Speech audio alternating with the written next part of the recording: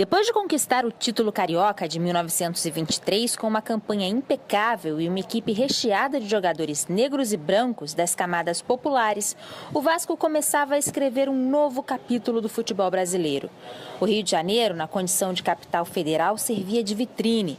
A façanha vascaína levou uma mensagem contra o racismo e o preconceito social para todo o país, revoltando os clubes que comandavam a Liga Metropolitana e monopolizavam os títulos do futebol. No fim daquele ano, os jornais cariocas começaram a criticar a entidade sob o discurso de que era preciso manter a moral do esporte.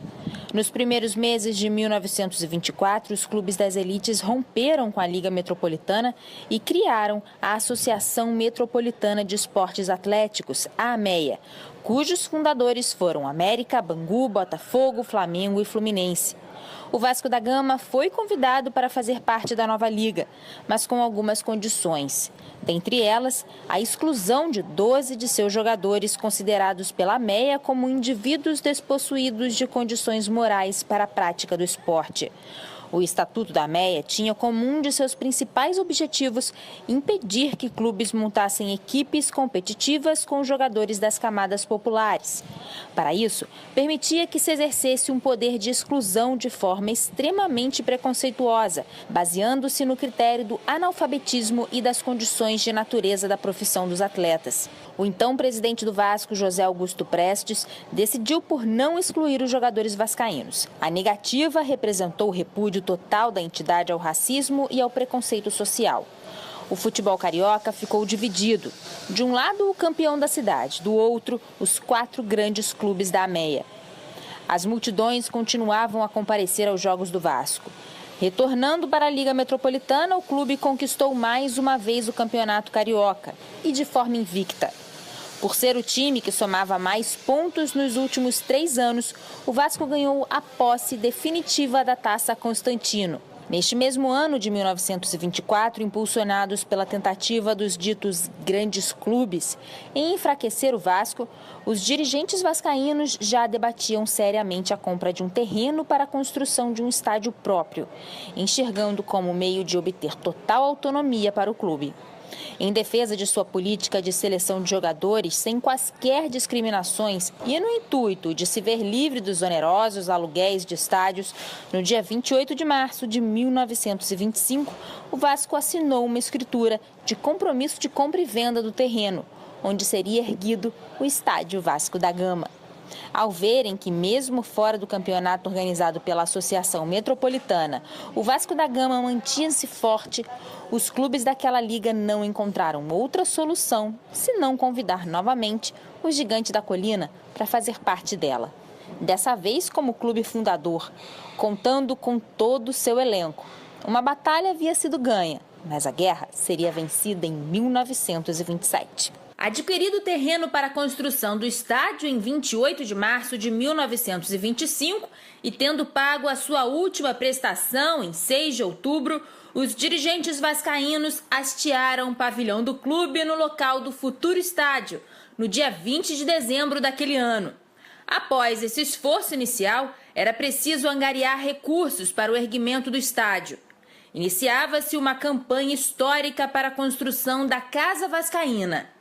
As 3 principais ações nesse intuito foram uma gigantesca campanha para atrair novos sócios, que ficaria conhecida como Campanha dos 10 mil, contribuições individuais de vascaínos e vascaínas e o lançamento de debêntures no mercado, ou seja, títulos de créditos ao portador. A chamada Campanha dos 10 mil foi um verdadeiro manifesto dirigido pelo clube aos seus torcedores nos meses iniciais de 1926. O Vasco buscava atingir a extraordinária marca de 10 mil sócios. Uma das iniciativas para facilitar o aumento do quadro associativo foi a suspensão do pagamento da joia, valor pago na filiação da pessoa junto ao clube. O sucesso da campanha vascaína foi estrondoso, ultrapassando a marca dos 10 mil no ano de 1927. O Vasco se tornaria o clube com o maior número de sócios do Rio de Janeiro. Contribuições individuais também foram atividades incentivadas. Era uma campanha nitidamente popular, com a participação de condutores de bondes, pessoal de bares e restaurantes, funcionários públicos e gente do comércio em geral. Vascaínos mais abastados também contribuíram com altos valores para a realização do tão sonhado estádio. Destaque para o comendador Antônio de Almeida Pinho, então dono da Fundição Progresso, que doou pomposa quantia financeira e materiais diversos para a construção. Somada a essas ações, houve também o lançamento de debêntures no mercado. Autorizado pelo Ministério da Fazenda, o Vasco empreendeu o maior projeto financeiro já proporcionado por uma entidade esportiva, no qual o clube pagou ao seu investidor juros de 9% ao ano. A liquidação total dos valores a serem pagos ocorreu ao final dos anos 40 do século XX. Concomitante a essas ações, no dia 17 de abril de 1926, foi assinado o contrato com a construtora Christiane Nielsen. As obras tiveram seu pontapé inicial no dia 6 de junho, com o lançamento da pedra fundamental, no qual foi inserida uma cápsula do tempo, na área do futuro estádio. Dentre outras autoridades, estiveram presentes o prefeito da cidade do Rio de Janeiro, Alaor Prata, e o presidente da CBD, atual CBF, Oscar Rodrigues da Costa. O ritmo das obras foi acelerado, apesar das tentativas de dificultarem a façanha vascaína. O Vasco solicitou a importação do cimento belga, que era de melhor qualidade em comparação ao cimento nacional. Inesperadamente, a importação foi barrada. Uma surpresa, afinal, outras entidades já haviam feito esse tipo de solicitação para grandes empreendimentos e os pedidos foram atendidos. A solução encontrada para vencer esse obstáculo foi reforçar ainda mais as estruturas do estádio. Para cada parte de cimento, 2,5 de areia e 3,5 de pedra britada. Nada parava o Vasco. O clube erguia o seu gigante de concreto. Em menos de 10 meses, daria ao Brasil o maior estádio da América do Sul. Tarde de 21 de abril de 1927, o Vasco dava ao Brasil o maior estádio da América do Sul. Naquele dia ensolarado, os 40 mil torcedores que acompanharam a inauguração ficaram impressionados com a beleza e a imponência do estádio vascaíno. Em especial, a sua fachada chamava a atenção de todos. Ela foi obra do arquiteto português Ricardo Severo da Fonseca e Costa. Produzida no estilo neocolonial e ocupando cerca de 274 metros de frente para a atual General Almério de Moura, a fachada é ornamentada por desenhos em azulejos, obras de arte fabricadas pelas mãos do desenhista e pintor igualmente lusitano Jorge Colasso. Coube ao aviador português Major José Manuel Sarmento de Beires o ato simbólico de cortar a fita inaugural ao lado do presidente do Vasco, Raul da Silva Campos, e do presidente da Confederação Brasileira de Desportos, Oscar Rodrigues da Costa. O presidente da República, Washington Luiz, também estava presente e assistiu aos eventos do dia da Tribuna de Honra.